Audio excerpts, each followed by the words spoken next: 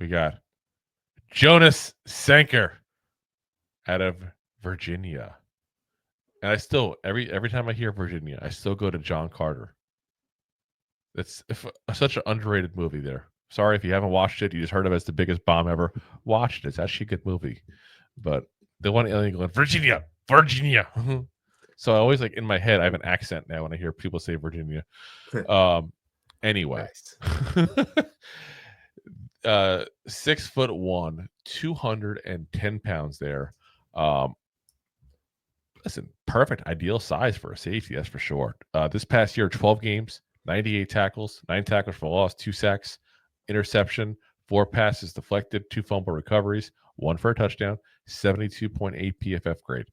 Snaps wise, 282 deep, 358 in the box, 139 in the slot. So good versatility there. He's good in coverage. He's got solid coverage technique there. He's instinctive. His hips aren't exactly fluid. He also tends to get lost in zone coverage. And he reaches when tackling, which causes misses and bad tackling overall. Reaching is not a good thing. Wait till you can wrap, not grab. Yeah, he kind of looks like a 2x4 out there. A 2x4? It's very because like he's not really like is he flat, easy to nail. No, he doesn't have the best hip movement. So like he's more postured and straight up than he is like getting down and moving with the place. So like when he reaches out, he's good at coverage because he can go up, down, left, right, it goes back and forth. He's not really like moving, bending around at the hips. And when he goes to tackle, it's more like you're doing like this and talking. I'm thinking of like Beaker from the Muppets. But even when he tackles, right? He overextends himself. He doesn't bend down and tries to grab. He just launches out there. Like it's usually like he's not really bending at the hips or his knees too much. Yeah, and it's like he's a bit positionless to a certain degree because he's really good in coverage, but his hips, like I said, not fluid, get lost in zone. So you got some issues in coverage overall as well. And I feel like he's probably better as a box safety, and he's been used too much in deep safety positions. And it's another guy that's playing a little bit out of place, and I think that's kind of hurting him to a certain degree. I think as an actual box safety in a man coverage heavy scheme, I think he could have some success. I'm not going to say crazy success, but I think, at the very least, the role player, maybe a guy who develops into a starter.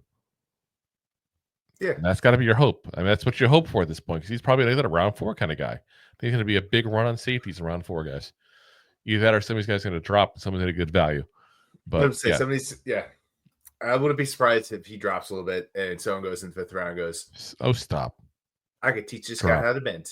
Shut him down. Open up shop. Whoa. Go back to DNX on you. Rough Riders.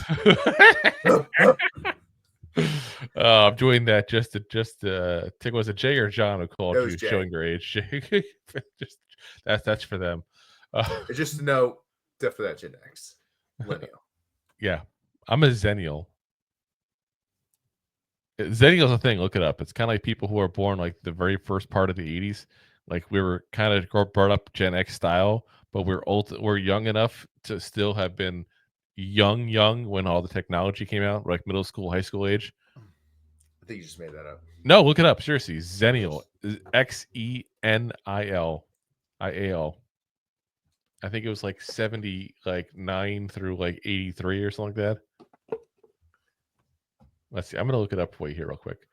Well, they keep changing all those like generations because especially because everything's evolved so fast. But like millennials used to be like 90, like 89, and somehow made it down to like 83, like 82.